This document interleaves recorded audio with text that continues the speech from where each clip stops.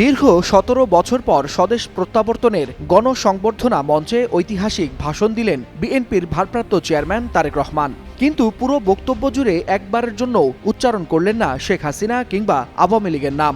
রাজনৈতিক অঙ্গনে এই বিষয়টি এখন নতুন আলোচনার জন্ম দিচ্ছে।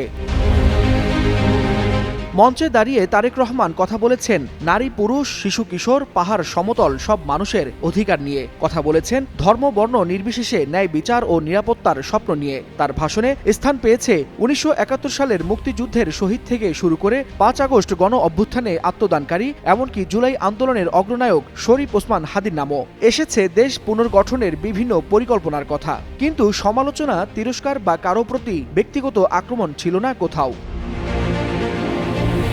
রাজনৈতিক বিশ্লেষকদের অনেকেই মনে করছেন এটি তারেক রহমানের রাজনৈতিক শিষ্টাচার ও সহনশীলতারই প্রকাশ। যে নেতার বক্তব্য একসময় সম্প্রচারে নিষেধাজ্ঞার মুখে পড়েছিল, সেই নেতা দীর্ঘ ১৭ বছর পর দেশে ফিরেই প্রতিপক্ষকে এড়িয়ে কথা বলেছেন মানুষের আশা, অধিকার ও ভবিষ্যৎ নিয়ে। ফলে সামাজিক যোগাযোগ মাধ্যমে বেশ প্রশংসায় ভাসছেন বিএনপির ভারপ্রাপ্ত চেয়ারম্যান তারেক রহমান।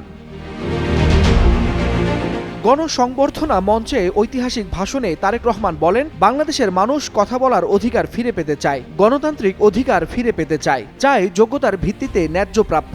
আহ্বান জানালেন সবাই মিলে দেশ গড়ার। দীর্ঘ নির্বাসন শেষে দেশে ফেরার প্রথম ভাষণ, আর সেখানে প্রতিপক্ষের নাম নয়, উঠে এসেছে মানুষের স্বপ্ন ও অধিকার আদায়ের পরিকল্পনার কথা। ওয়ালিউল হাসানাত, যুগান্তর নিউজ।